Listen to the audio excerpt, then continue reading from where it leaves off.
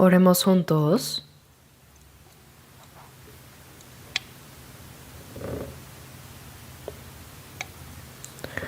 Nuestro Dios Padre misericordioso que nos amas,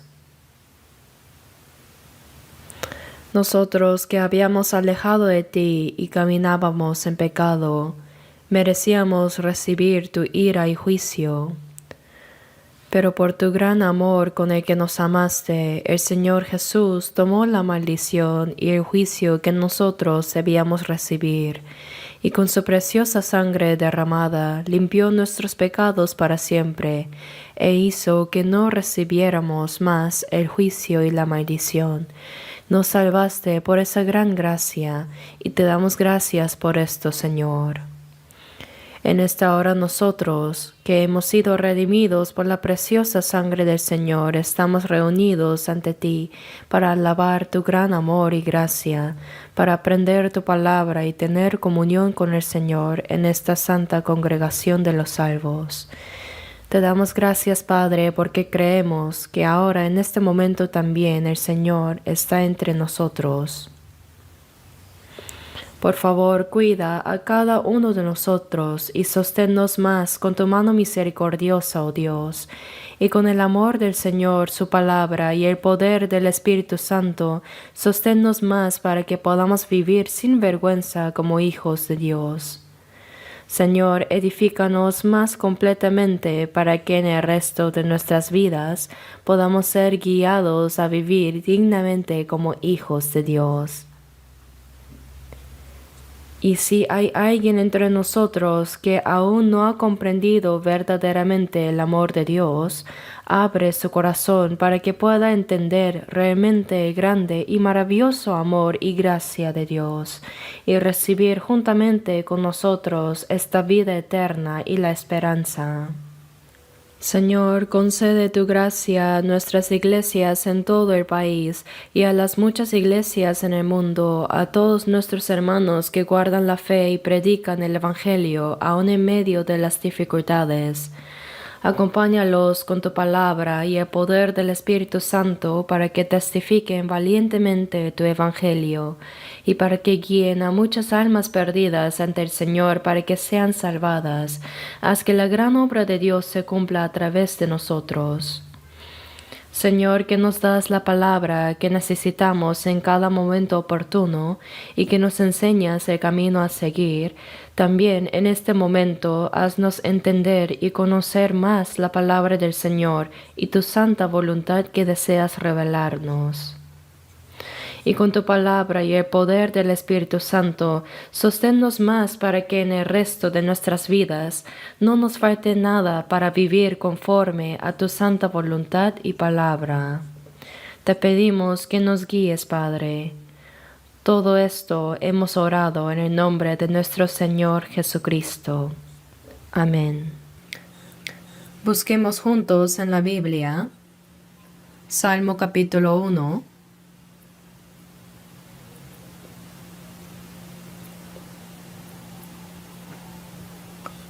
Salmo 1.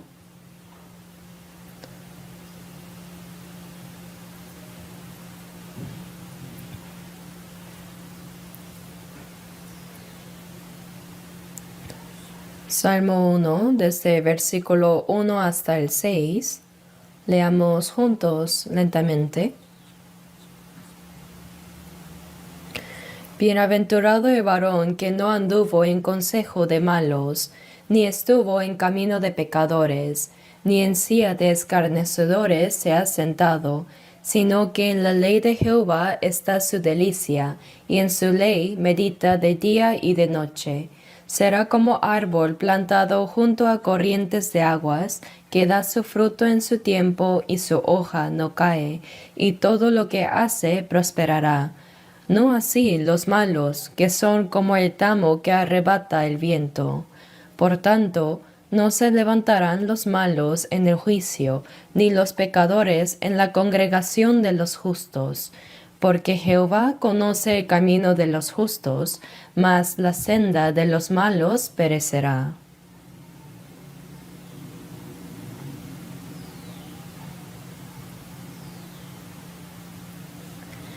Si leemos repetidamente el Salmo 1, naturalmente lo memorizaremos. Son solo 6 versículos, así que todos podrán memorizarlo. Pero no solo hay que memorizarlo, sino grabar la palabra en nuestro corazón, meditar en ella y pensar en su significado y vivir conforme a la palabra de Dios. Ahora, en los Salmos podemos ver que hay muchas oraciones, confesiones y testimonios y también palabras que revelan la voluntad de nuestro Dios. Pienso que la mayoría de los salmos fueron escritos por David, quien es el primer rey de Israel.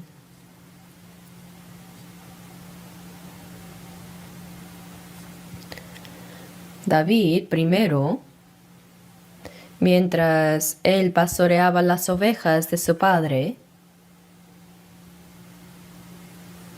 sintió que así como él amaba y cuidaba sus ovejas, Dios también cuidaba y amaba su alma. Por eso, como dice en Salmos 23, 1 y 2, Jehová es mi pastor, nada me faltará. En lugares de delicados pastos me hará descansar, junto a aguas de reposo me pastoreará. Mientras David pastoreaba ovejas, pensó que así como él las amaba, Dios también lo amaba a él, lo protegía y lo guiaba.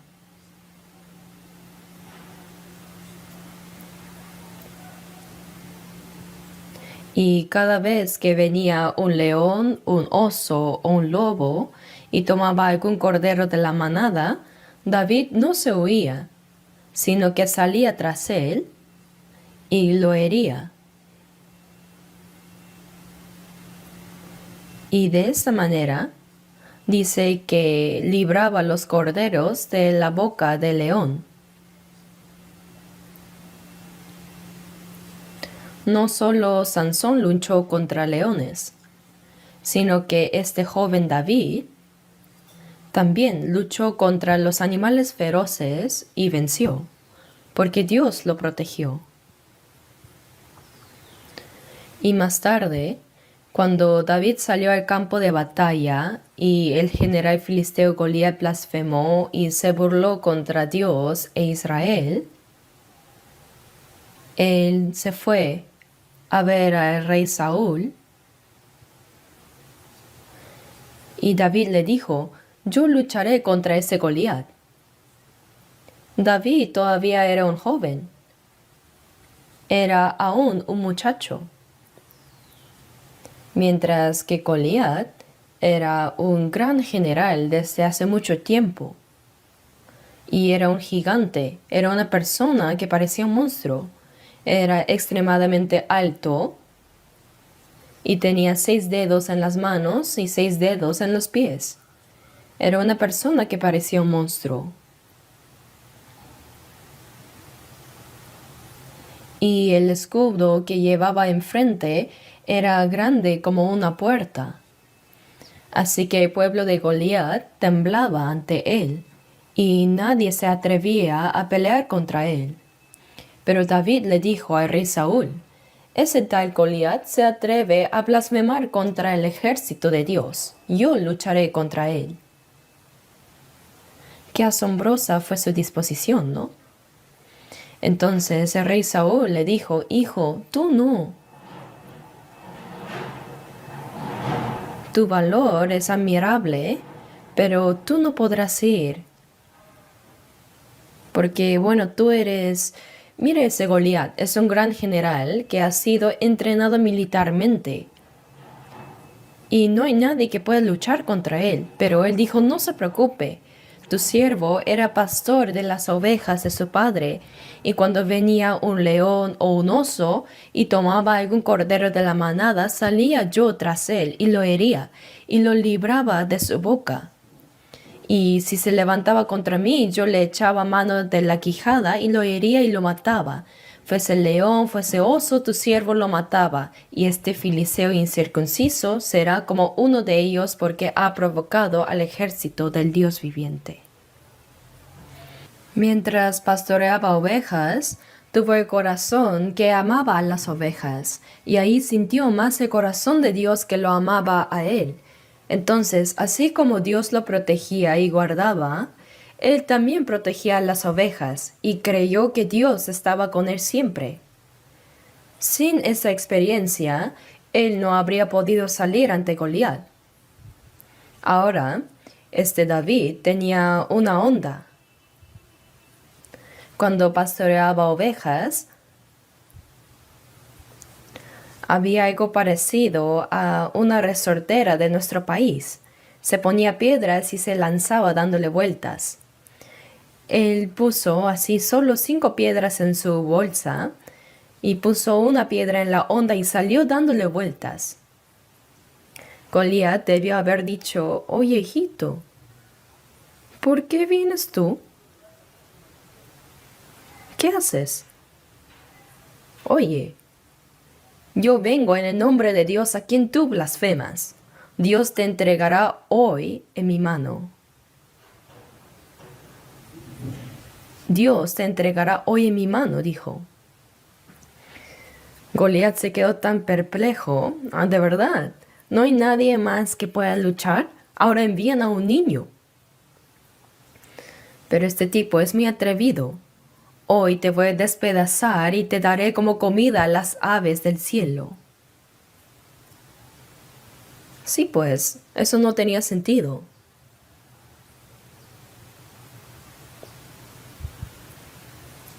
David puso una piedra en la onda y salió dándole vueltas. Goliat debe haber mirado preguntándose qué estaba haciendo, y David lanzó la piedra así. Pero, ¿quién era el conductor de la piedra? Dios. Se clavó en la frente de Goliat. Por muy gigante que Goliat fuera, ¿podría resistir una piedra clavada en la frente? Cayó hacia atrás. Como David no tenía espada en su mano, corrió, sacó el cuchillo de Goliat y le cortó el cuello. Mató a Goliat así. Fue algo asombroso. Ese día Israel tuvo una gran victoria. La victoria de David se convirtió en la victoria de Israel. Probablemente todo el país se alteró de este asunto. Así que después, David se convirtió en un rey de Israel.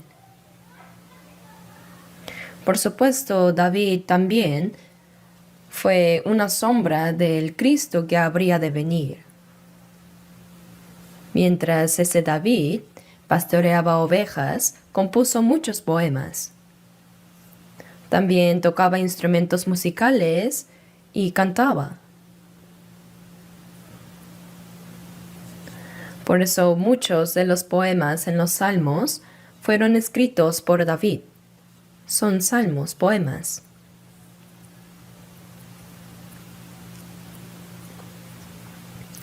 Por eso en varias partes dice el Salmo de David. A través de las palabras registradas en este libro, vamos a aprender juntos las enseñanzas que nos dan los salmos.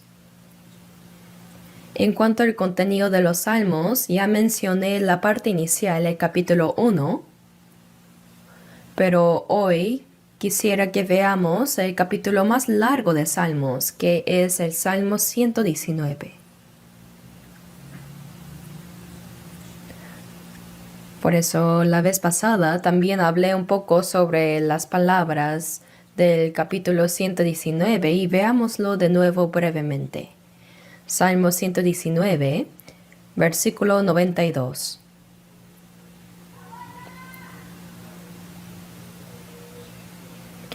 Salmo 119, 92. Leamos juntos. Si tu ley no hubiese sido mi delicia, ya en mi aflicción hubiera perecido.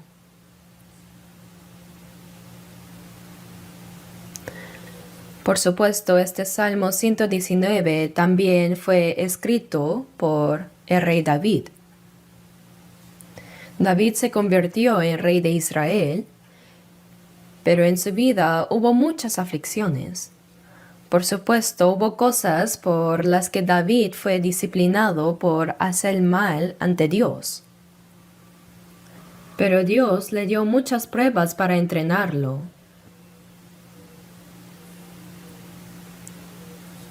Saúl, el primer rey de Israel, sí era el rey. Pero un día escuchó a las mujeres israelitas cantar. Saúl hirió a sus miles y David a sus 10,000. O sea, a David dieron 10,000 y a mí miles. No le falta más que el reino, dijo. Sintió celos y sintió amenaza, la amenaza de que David le quitaría su trono. Entonces, por esto, desde ese momento Saúl vigiló a David y trató de matarlo. Varias veces le tiró lanzas y continuamente lo persiguió tratando de matarlo. Así que huyéndose de Saúl, David fue perseguido por aquí y allá. Y a veces tuvo que refugiarse del lado de los filisteos, que eran enemigos de Israel. Sufrió realmente humillaciones y aflicciones impensables.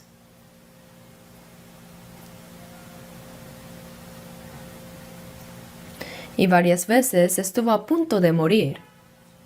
Si Dios no lo hubiera protegido, David ya habría muerto.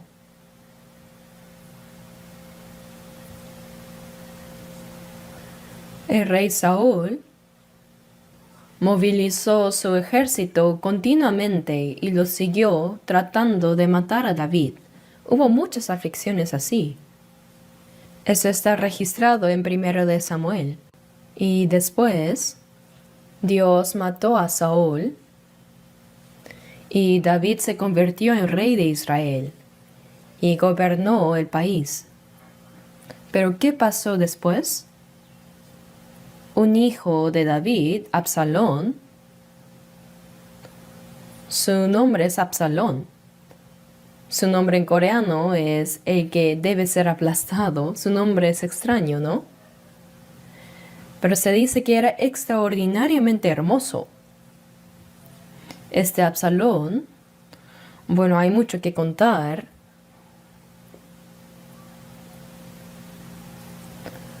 Pero quería expulsar a su padre David y convertirse él mismo en rey de Israel. Así que ganó el corazón del pueblo y se hizo partidarios. Así que finalmente, en términos modernos, hizo un golpe de estado y expulsó a su padre David. Sí, David fue expulsado por su propio hijo Absalón. Abandonó el palacio real y anduvo huyendo. Realmente sufrió muchas aflicciones. Por supuesto, después, Dios mató a Absalón en la guerra.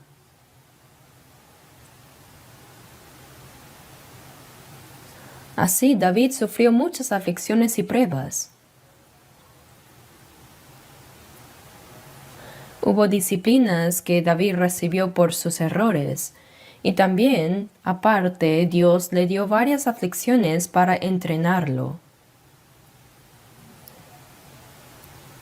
Pero ahora, según las palabras del Salmo 119:92 que leímos, dice, si tu ley no hubiese sido mi delicia, ya en mi aflicción hubiera perecido.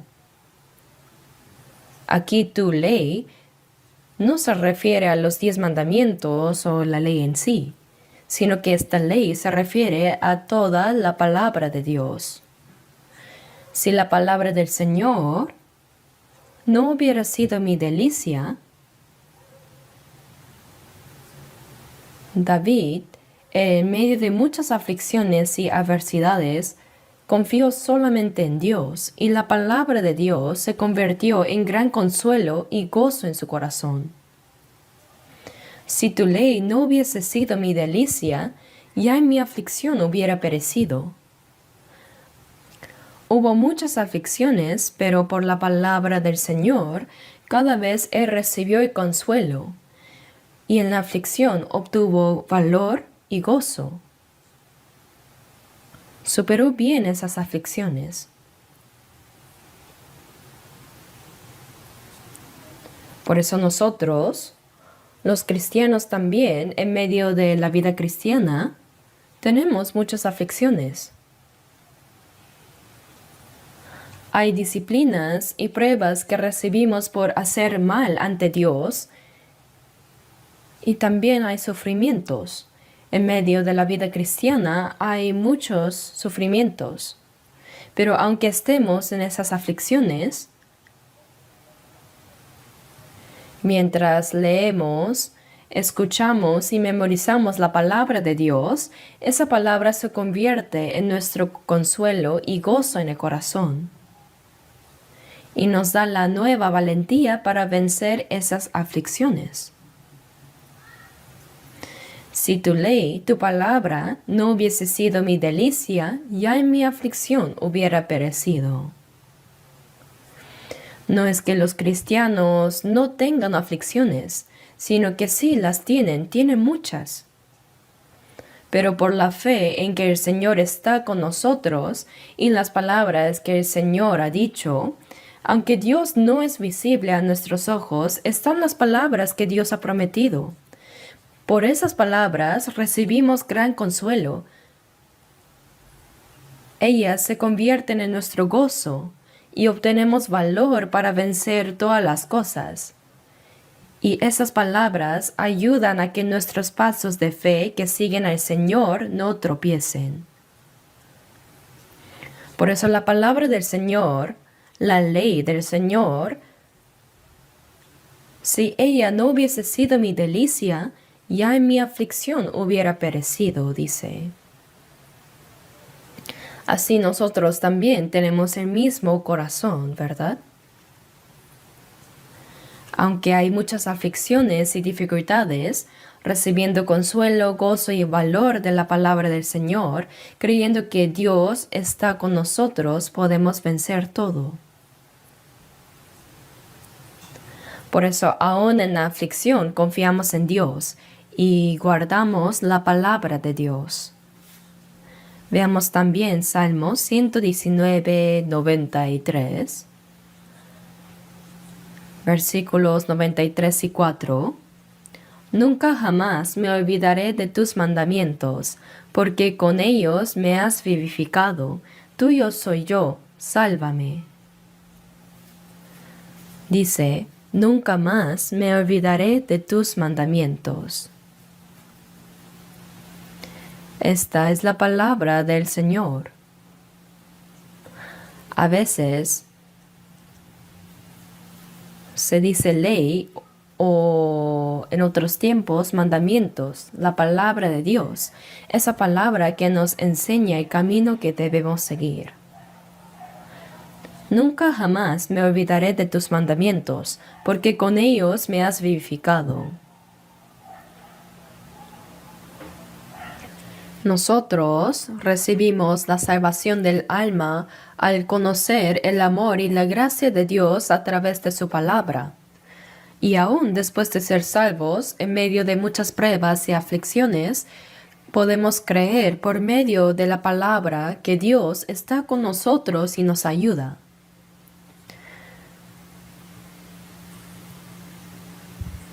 Por eso con ellas me has vivificado. Vivificar significa que nos guarda y nos ayuda. En toda nuestra vida y aflicciones, la palabra de Dios nos consuela, nos guarda y nos protege. Nos guarda siempre. Tuyo soy yo, sálvame.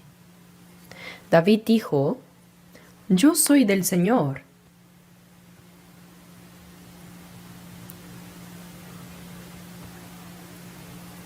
Y en Romanos 1 vemos que dice, vosotros sois llamados a ser de Jesucristo. Y en 1 Corintios 6:19 dice, no sois vuestros, porque habéis sido comprados por precio. Glorificad pues a Dios en vuestro cuerpo. La persona salvada sabe que tanto su alma como su cuerpo fueron comprados con un precio que es la sangre del Señor. Por nuestros pecados merecíamos ir al infierno, pero el Señor pagó un precio muy alto, murió en nuestro lugar y recibió la maldición y juicio que debíamos recibir, y con su sangre derramada perdonó nuestros pecados para siempre. Por eso muchas partes de la Biblia dice que fuimos comprados con el precio de la sangre del Señor. No sois vuestros, porque habéis sido comprados por precio. Ahora mi alma, mi cuerpo y toda mi vida fue comprada y redimida con la sangre del Señor, así que soy del Señor. Como sabemos que somos del Señor, ahora debemos vivir conforme a la voluntad del Señor. Glorificad pues a Dios en vuestro cuerpo. Debemos vivir solo para cumplir la voluntad de Dios y para la gloria suya. En Romanos 14, 7 y 8 dice, porque ninguno de nosotros vive para sí, y ninguno muere para sí, pues si vivimos para el Señor vivimos, y si morimos para el Señor morimos, así pues sea que vivamos o que moramos del Señor somos. Dice de nosotros somos cristianos salvos y renacidos. Creemos en Dios como Padre y hemos recibido juntamente la vida eterna y esperanza. Entre nosotros no hay quien viva para sí mismo. Dice, y ninguno muere para sí. ¿Es correcto? ¿Sí? La respuesta es verdad, pero como no concuerda mucho con nuestra vida, parece que no pueden responder con confianza. No debemos vivir para nosotros mismos. Dice, y ninguno muere para sí. No tenemos derecho a vivir para nosotros mismos. ¿Por qué? Pues nada de lo que tengo es mío. Mi cuerpo, mi alma, el resto de mi vida, todo fue comprado con la sangre del Señor, así que son del Señor. Ahora, como le pertenecemos a Él, debemos vivir solo conforme a la voluntad del Señor, solo como Él quiere. Glorificad pues a Dios en vuestro cuerpo. En 1 Corintios 10, 31 dice, si pues coméis o bebéis o hacéis otra cosa, hacedlo todo para la gloria de Dios. Lo que es del Señor existe para el Señor. Por eso si vivimos, para el Señor vivimos, y si morimos, para el Señor morimos. Así pues, sea que vivamos o que moramos, del Señor somos. No somos nuestros, sino del Señor. Por eso no tenemos derecho a vivir para nosotros mismos, ni tenemos libertad para morir por nosotros. Santiago 4:15 dice, si el Señor quiere, viviremos y haremos esto o aquello. Si es la voluntad del Señor, también moriremos. Sea que vivamos o moramos, del Señor somos, por eso vivimos según su voluntad.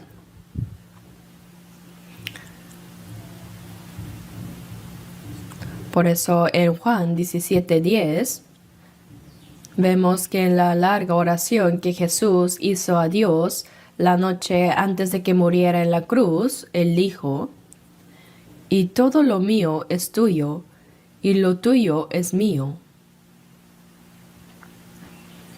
Quiere decir, todo lo mío es del Padre, y lo del Padre es mío. Desde el momento que Jesús nos salvó, esa también se ha convertido en la confesión de los cristianos salvos.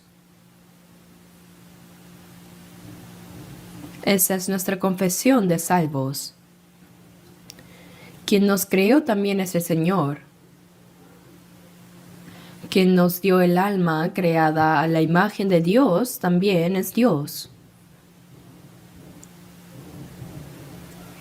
Es Dios quien nos salvó cuando el unigénito Hijo de Dios murió con su preciosa sangre. Así, nada de lo que tengo es mío. Mi cuerpo, mi alma, mi juventud, toda mi vida son únicamente del Señor. Existo solo para el Señor. No es solo decir con la boca soy del Señor. 1 Corintios 7:23 dice, por precio fuisteis comprados. No os hagáis esclavos de los hombres. Dice por alto precio. Otras versiones dice así. ¿Por cuán alto precio fuimos comprados? En 1 de Pedro 1:18 dice, no con cosas corruptibles como oro o plata, sino con la preciosa sangre de Cristo, que no se corrompe ni se deshace y que es más valiosa que el oro.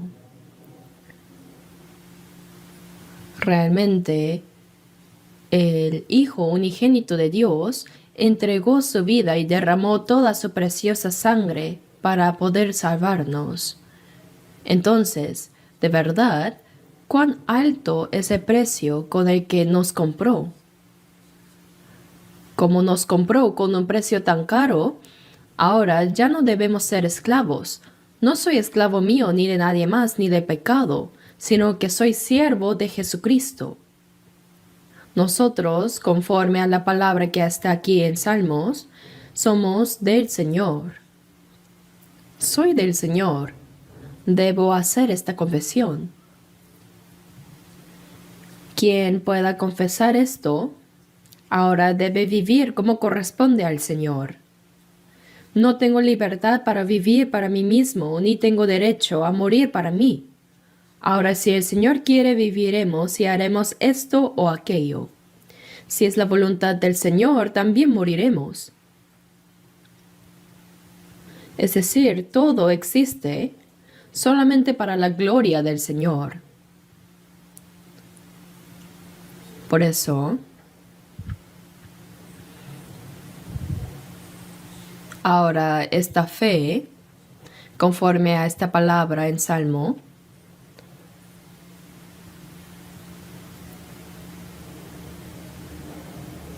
yo soy del Señor. Dice que, Señor, soy tuyo. Por tanto, sálvame. Esta palabra sálvame significa que en nuestra vida diaria el Señor nos protege y guarda, aun en cualquier sufrimiento, porque somos del Señor, el Señor nos guarda.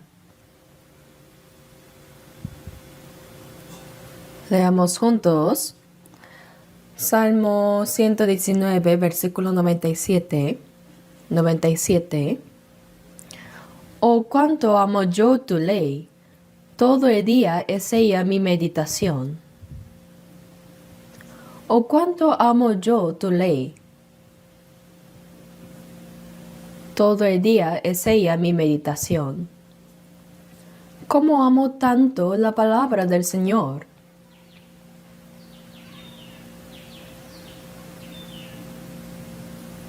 Dios no se ve.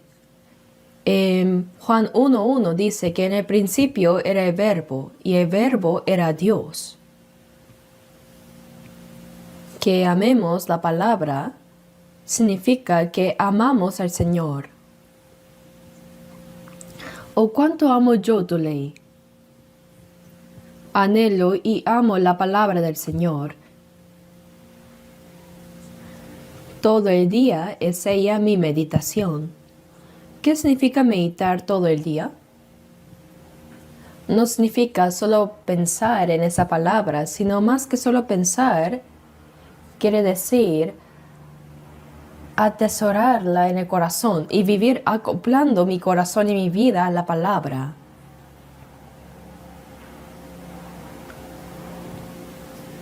Si es la voluntad del Señor, haremos esto y aquello. Por más que yo quiera hacer mucho algo, si no es la voluntad del Señor, no lo hago. Eso es amar la palabra del Señor, que es igual que amar a Dios. Todo el día es ella mi meditación. Meditar significa que se la graba en el corazón. Continuamente la guarda en el corazón y en la vida.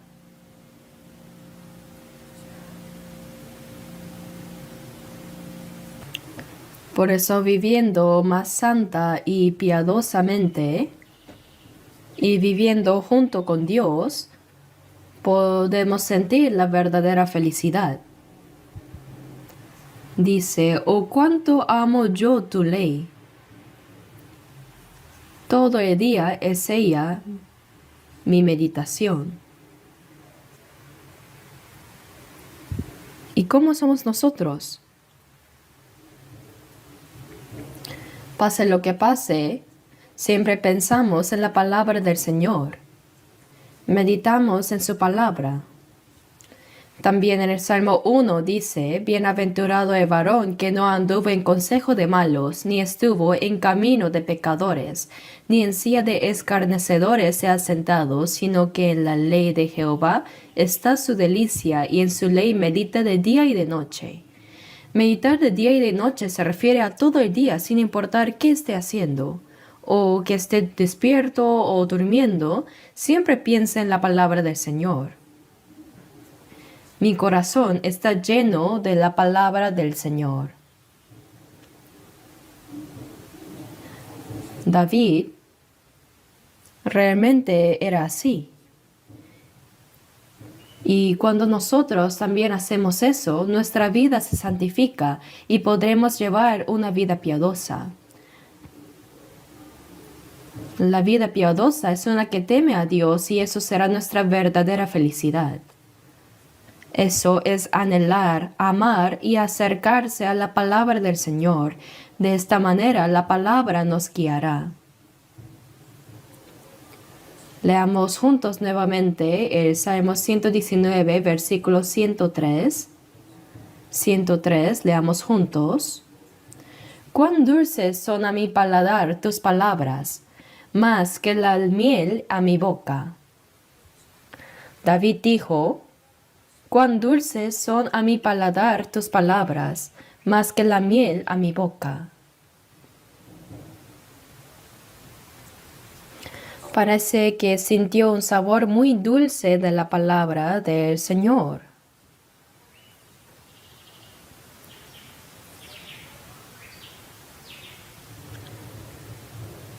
A una persona que nunca ha probado la miel, por más que le digan que la miel es muy sabrosa, no lo entendería. Es dulce, ¿no? Pero para uno que sí la ha probado, no habrá nada más dulce que la miel. Cuán dulces son a mi paladar tus palabras, más que la miel a mi boca. Es mucho más dulce que la miel y me alegra. Por eso David está asombrado y admirado por ese sabor dulce.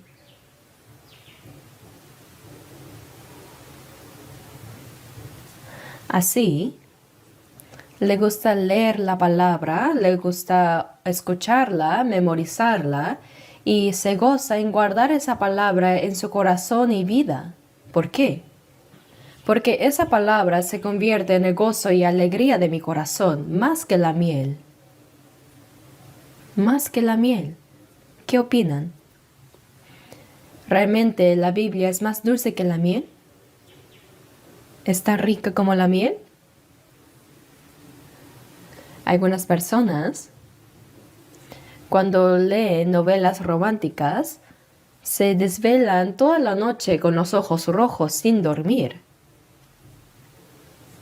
Pero cuando abren la Biblia, después de leer unos versículos se duermen.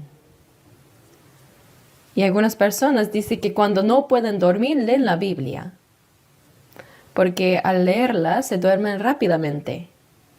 Pero eso está mal. Por supuesto, como estamos cansados, no solo con la Biblia, sino con cualquier contenido, cuando estamos cansados, puede ser que tengamos sueño. Pero si llegamos a probar el sabor de la palabra de Dios, realmente no sentimos pasar el tiempo. Ustedes dicen que deben leer la Biblia, que deben leerla, pero realmente ¿les parece tan dulce? Como la comida es sabrosa, la palabra de Dios debe también ser sabrosa. Es más dulce que la miel. La palabra de Dios es más dulce que la miel a mi boca, dice. Cuando uno guarda esa palabra en su corazón y vida, cuando la comprende, siente mucho gozo. Y cuando la guarda en su corazón y vida, se convierte en felicidad y alegría. Leamos juntos nuevamente el versículo 105, Salmo 119, versículo 105. Leamos juntos. Lámpara es a mis pies tu palabra y lumbrera a mi camino. Lámpara es a mis pies tu palabra y lumbrera a mi camino. David dijo que la palabra del Señor era lámpara a sus pies y lumbrera a su camino. En la noche oscura, sin lámpara no se puede encontrar el camino, ¿no? Una vez fui invitado a una iglesia rural para hacer un seminario.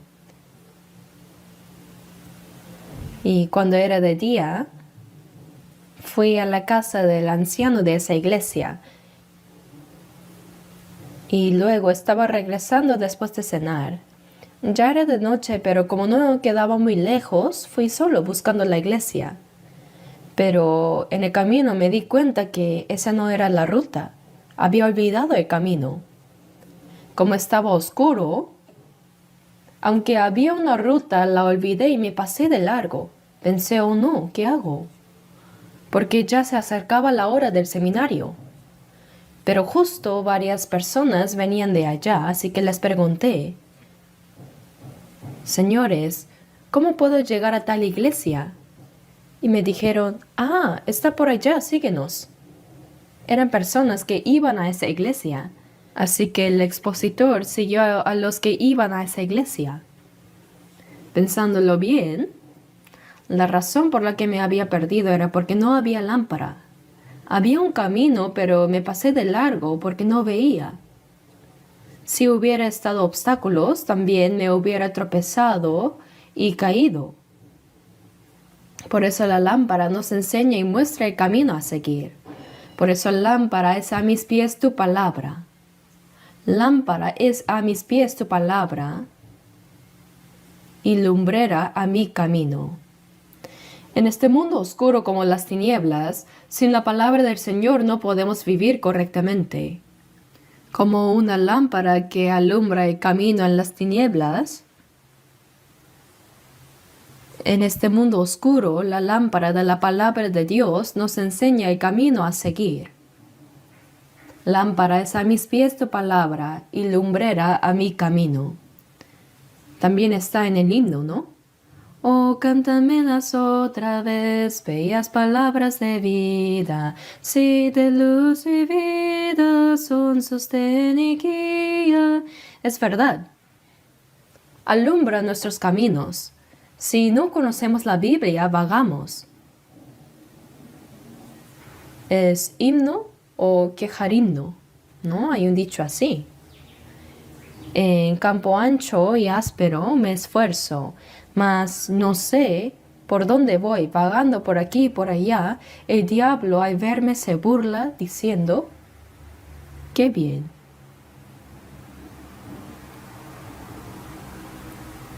O sea, si no conocemos la palabra de Dios, somos como vagabundos que van de aquí para allá sin encontrar el camino en un campo áspero y ancho. La palabra de Dios claramente nos muestra el camino a seguir. Nos enseña qué es vivir para la voluntad, el plan y la gloria de Dios. Por eso su palabra es lámpara a mis pies y lumbrera a mi camino. El Espíritu Santo siempre nos muestra el camino a seguir con la palabra de Dios. La vida cristiana no es solo ir y venir a la iglesia como costumbre. No es solo cantar himnos, orar juntos, dar ofrendas, saludar y despedir a los hermanos y así sucesivamente. No es eso. ¿Qué es la iglesia? Al ver el término iglesia con la letra china, significa enseñar y reunirse. Nos reunimos para recibir la enseñanza por medio de la palabra de Dios. Cada vez que nos reunimos, Dios y el Espíritu Santo nos enseñan el camino a seguir. Y comprender esa palabra no se hace con nuestra sabiduría, sino que el Espíritu Santo nos enseña. Por eso cuando nos reunimos, oramos y tenemos comunión, Dios nos enseña. Así que nos reunimos para recibir la enseñanza. Ese lugar es la iglesia. El primer propósito de juntarnos aquí es para aprender la palabra. Por eso hay que escuchar bien la palabra y no solo escucharla, sino que también cada persona debe leerla, ¿verdad? Apocalipsis 1:3 dice, bienaventurado el que lee y los que oyen las palabras de esta profecía y guardan las cosas en ella escritas porque el tiempo está cerca. Leer y oír se refiere a aprender. El que escucha y guarda lo que está escrito en su corazón y vida, esa persona es bienaventurada. Por eso en Salmo 32:8 dice, te haré entender y te enseñaré el camino en que debes andar. Sobre ti fijaré mis ojos, dice. El Señor nos enseña el camino en que debemos andar y mira si vamos o no por ahí. Yo una vez, antes en Jeju, en Songwipo, fui a buscar a alguien y pregunté por el camino. Entonces una señora me dijo, vaya derecho y luego siga así. Pero yendo apareció en callejón y como no sabía bien miraba de un lado a otro. Y entonces dijo, no por ahí, vaya por acá. Me enseñó el camino y estaba viendo si yo iba bien o no. Qué tan amable, ¿no? Así el Señor nos enseña el camino a seguir y nos observa y disciplina. Observa si vamos o no por ese camino y si no vamos, nos reprocha y reprende. Dice, te haré entender y te enseñaré el camino en que debes andar. Sobre ti fijaré mis ojos. Versículo 9 dice, no seáis como el caballo o como el mulo sin entendimiento, que han de ser sujetados con cabestro y con freno, porque si no, no se acercan a ti. Los caballos o mulas tienen que morder el freno o ponerse la rienda y arrastrarlos tirando de la nariz. Si no, no van. No sigas hacia la fuerza, eso quiere decir. No seáis como el caballo o como el mulo sin entendimiento. Si no va obedientemente, Dios va a poner un freno y rienda, ¿saben?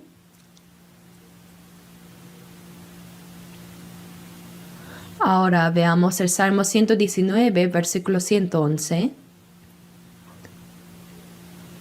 Versículo 111. Leamos juntos 111. Por heredad he tomado tus testimonios para siempre, porque son el gozo de mi corazón. Por heredad he tomado tus testimonios para siempre. ¿Qué significa esto? Por heredad. He tomado los testimonios del Señor, es decir, la palabra, como heredad para siempre. Una persona salva tiene una heredad eterna que Dios prometió. Esta herencia es eterna. En la tierra,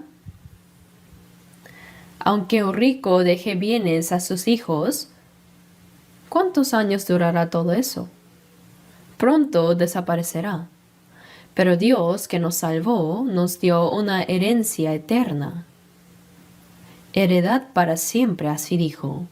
Nos dio una heredad eterna, espiritual y gloriosa. Pero también en esta tierra, en la medida que obedecemos a Dios, Él nos ayuda, nos guía y nos da la heredad eterna. Por eso, por heredad he tomado tus testimonios para siempre. ¿Qué significa esta palabra? En la palabra del Señor está la heredad que Dios prometió darnos.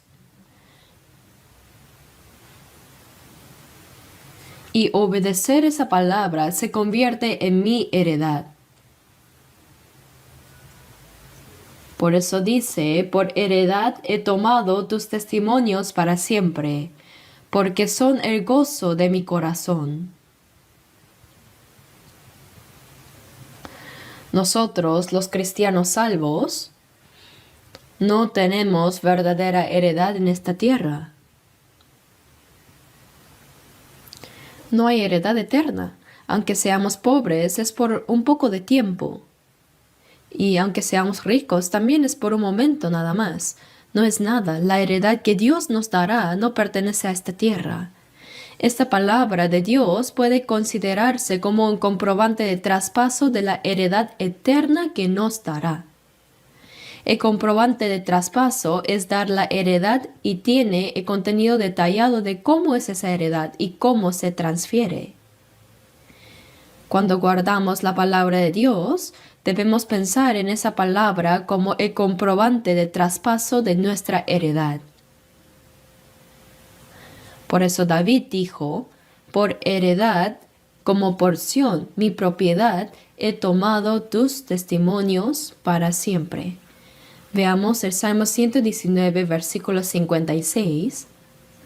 Leamos el versículo 56 juntos. 56. Leamos juntos. Estas bendiciones tuve porque guardé tus mandamientos. Estas bendiciones tuve porque guardé tus mandamientos. Entonces nosotros no calculamos cuánto tenemos en propiedades, cuánto en bienes inmuebles o cuánto en depósitos bancarios, sino que, como dijo David, estas bendiciones tuve. ¿Qué bendiciones? Porque guardé tus mandamientos. Guardar la palabra de Dios es lo que me corresponde como porción. Esa es la heredad eterna. Por eso, que obedezcamos la palabra de Dios no solo se relaciona con este tiempo presente, sino que cuando vayamos ante el Señor, se relaciona con nuestra heredad eterna. Aunque la salvación la recibimos igual, hay diferencia en recibir la heredad eterna y la gloria. En Lucas 19, dice que el hombre que de una mina ganó 10 minas, recibió autoridad sobre 10 ciudades, y el que ganó 5 minas recibió 5 ciudades. Mientras que el que guardó bien envuelto una mina fue reprendido como un siervo malo y negligente. Según lo que haga, esa es la heredad que yo recibiré. Por eso estas bendiciones tuve, porque guardé tus mandamientos. Cuando obedecemos la palabra de Dios, no solo en este tiempo presente, sino también al ir ante el Señor se relaciona con la heredad eterna. En Apocalipsis 22, 12 dice, «He aquí yo vengo pronto, para recompensar a cada uno según sea su obra. A cada uno según sea su obra. También en Mateo 16:27 dice que cuando venga pagará a cada uno conforme a sus obras. Por tanto, obedecer la palabra de Dios es mi posesión. Es mi ganancia, es mi propiedad. No hay que pensar solo en cómo multiplicar e incrementar mucho las propiedades materiales, sino que debemos saber que la vida de obediencia a la palabra de Dios, esa es mi posesión. ¿Por qué? Porque la persona que vive bien la vida de obediencia es rica espiritualmente. Es una persona que posee la heredad eterna.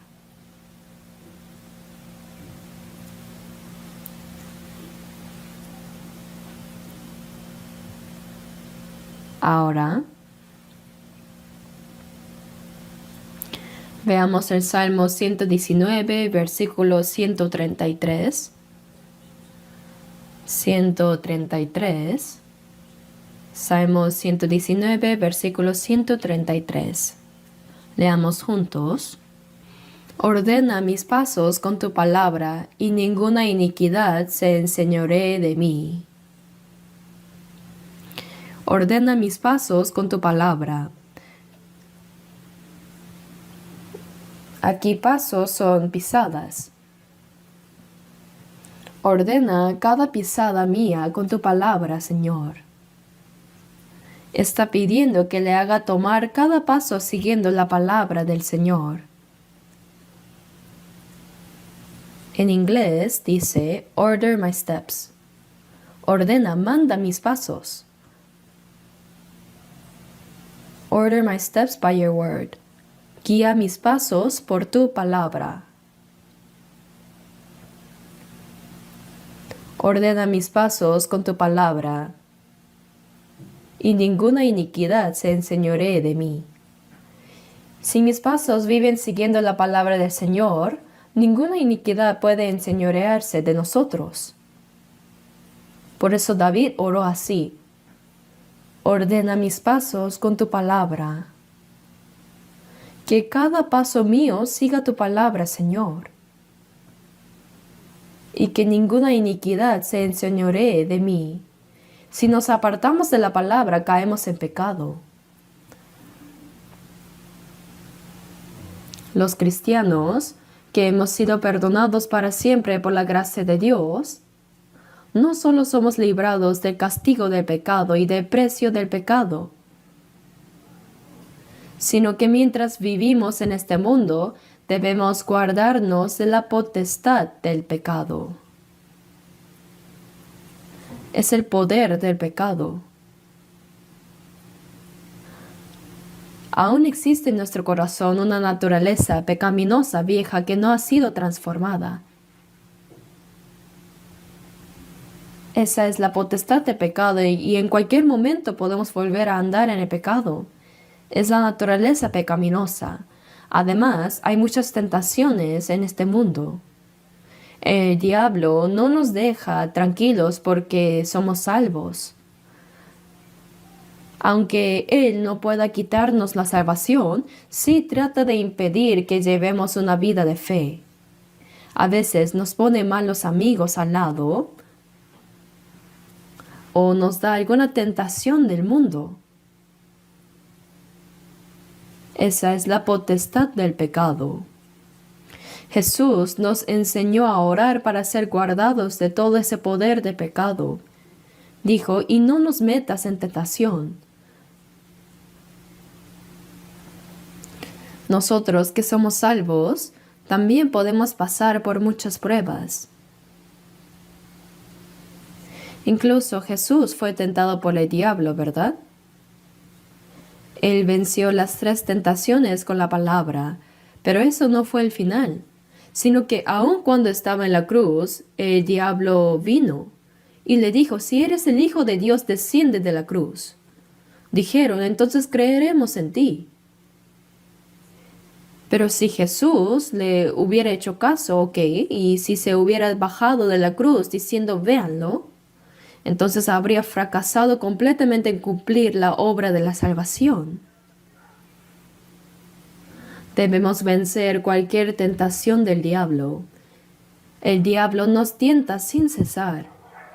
Tiene pruebas a causa de esta naturaleza que no ha sido transformada a través de personas y a través de diversas tentaciones del diablo.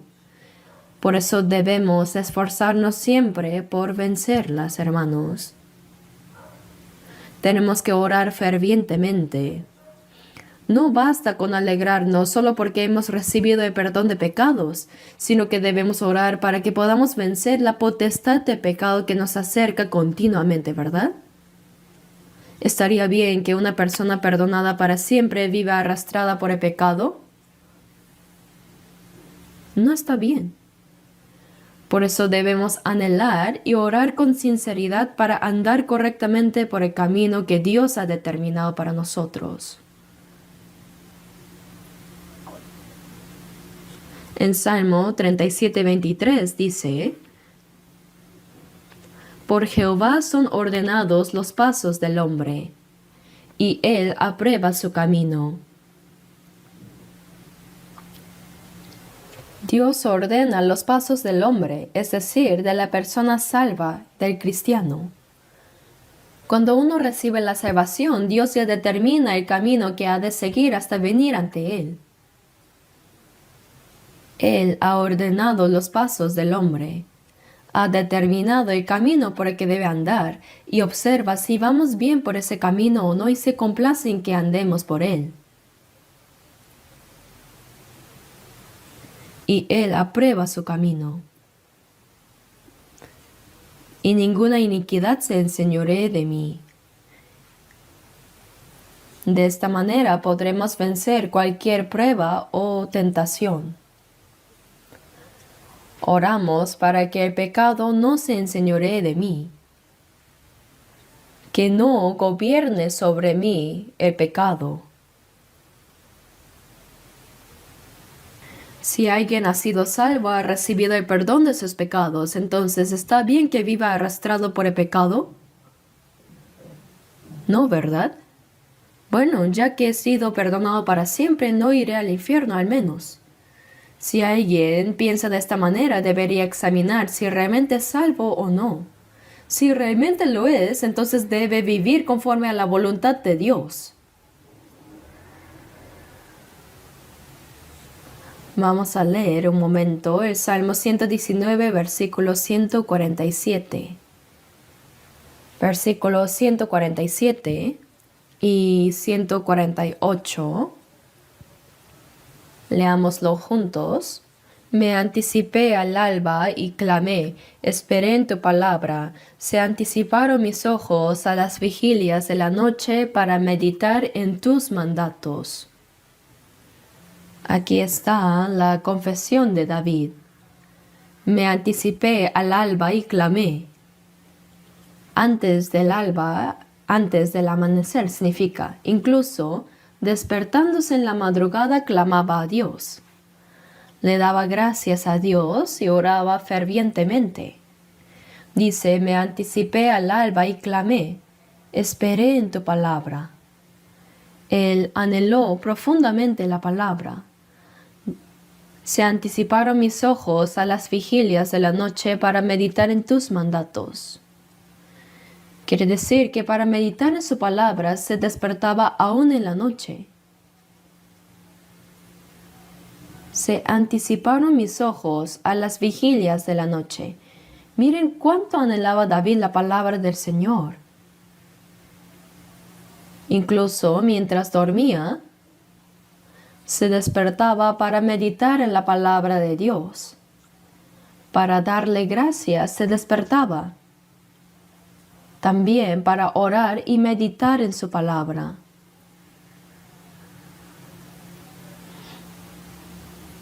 ¿Y ustedes cómo son cuando se van a dormir? En la noche, ¿qué hacen antes de dormir? ¿Intentan meditar en la palabra? Recordar lo que han aprendido y repasar en su mente los versículos que puedan memorizar. Eso es meditar. Guardar eso en el corazón es meditar. Salmo 1:2 dice, sino que en la ley de Jehová está su delicia, y en su ley medita de día y de noche. Medita de día y de noche significa estar pensando constantemente en la palabra de Dios.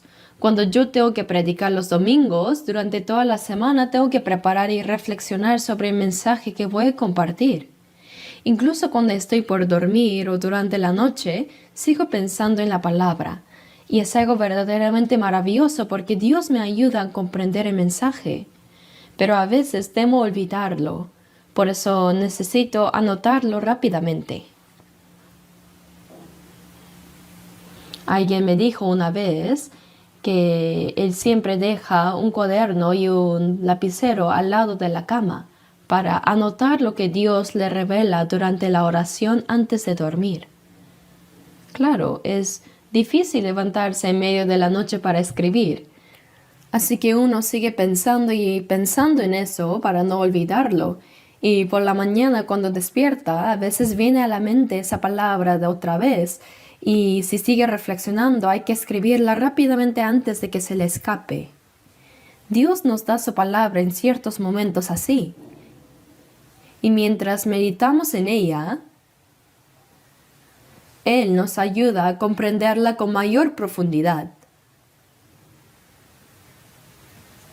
Como dice el salmista, se anticiparon mis ojos a las vigilias de la noche para meditar en tus mandatos.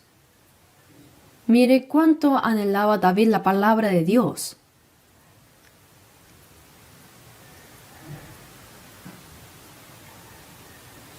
En los versículos 145, 146 y 147 del Salmo 119 aparece 3 veces seguidas la expresión clamé. En el versículo 145 dice, clamé con todo mi corazón, respóndeme Jehová. Y en el 146 dice, a ti clamé, sálvame. Y en el 147 dice, me anticipé al alba y clamé, esperé en tu palabra. 3 veces seguidas menciona que clamó. Clamar significa orar con fervor a Dios.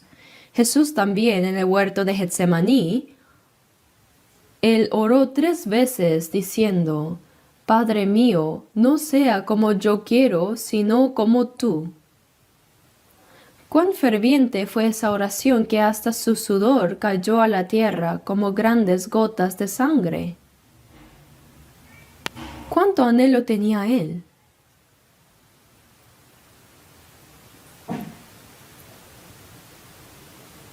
Jesús tenía el mismo cuerpo humano que nosotros. Sentía cansancio,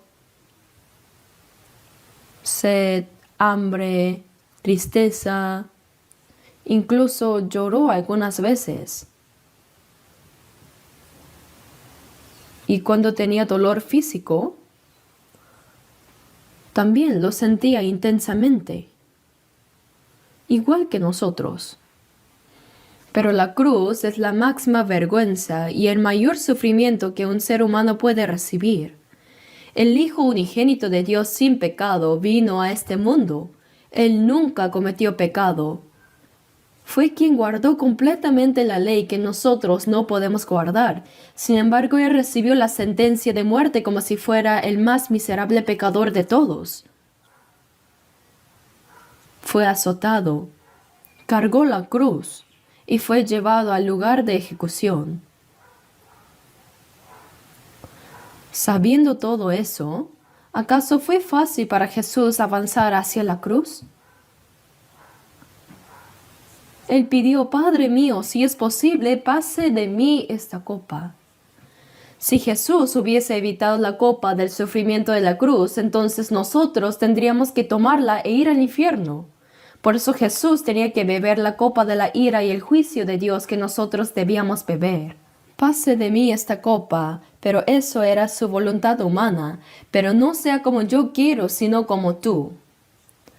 La voluntad del Padre era que el Hijo unigénito sin pecado muriera en nuestro lugar y recibiera el juicio para que el juicio pasara sobre nosotros. Por eso, incluso Jesús, en su carne, no deseaba recibir aquel sufrimiento.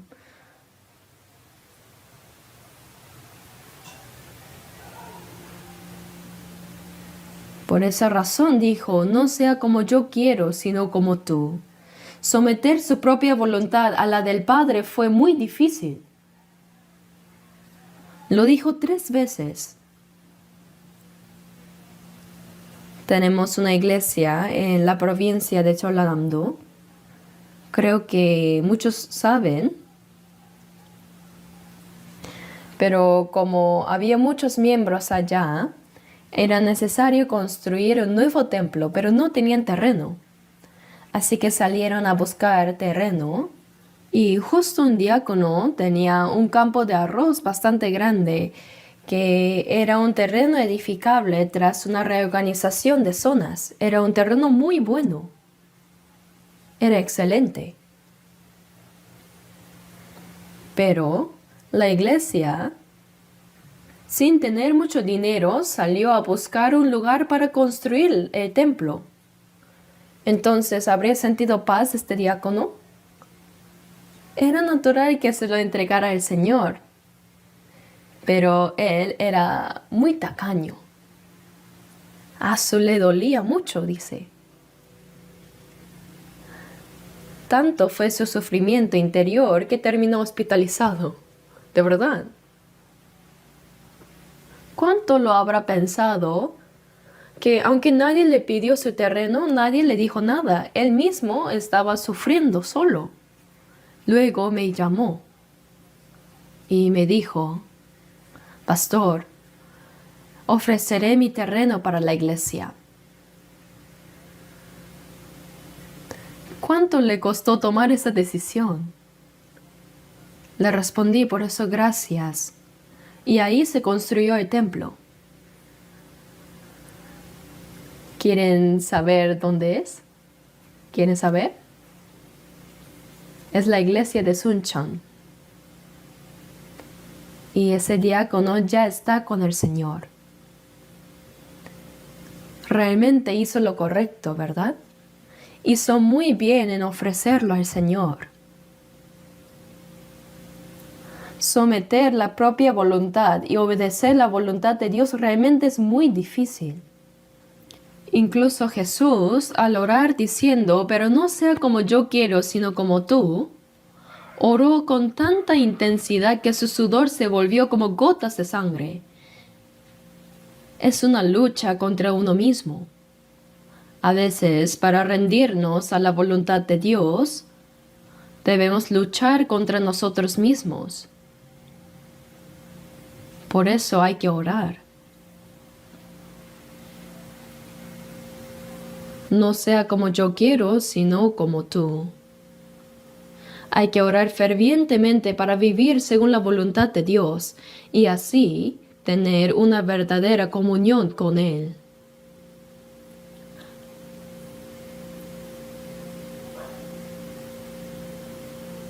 Lo más importante es que rindamos toda nuestra vida a la voluntad de Dios. Eso es la verdadera vida cristiana.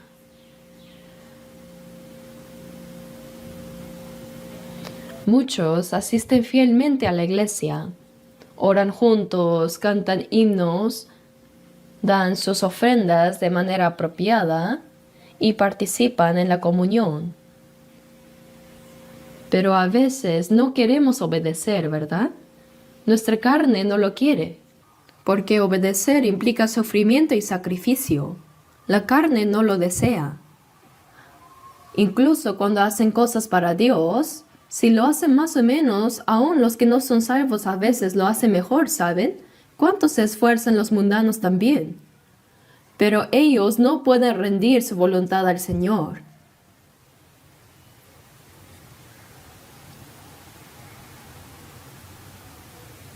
Por eso David Dice que él se despertaba al alba para clamar a Dios,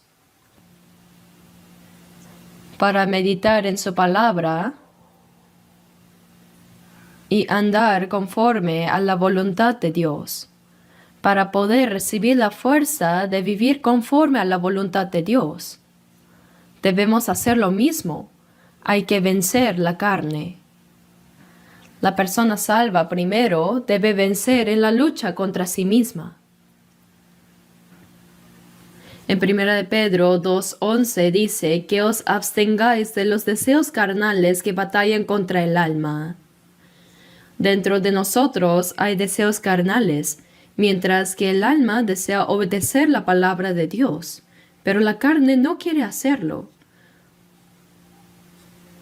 Por eso debemos someter y vencer esos deseos carnales. Solo a través del Espíritu Santo podemos vencerlos. Eso es la vida cristiana y la vida victoriosa. Por eso dice, medita de día y de noche. Y también se anticiparon mis ojos a las vigilias de la noche para meditar en tus mandatos. Meditar no significa solo pensar pasivamente, sino vivir con el corazón, el pensamiento y las acciones centradas en la palabra de Dios. Toda vida que se esfuerza en practicar la palabra es una vida de meditación. Así debe ser la vida del cristiano. Vivir verdaderamente conforme a la voluntad de Dios.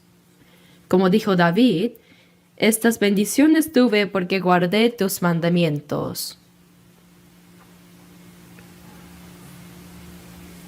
Aunque uno tenga muchas riquezas y posesiones en este mundo, si no guarda la palabra de Dios, es una persona pobre ante los ojos de Dios.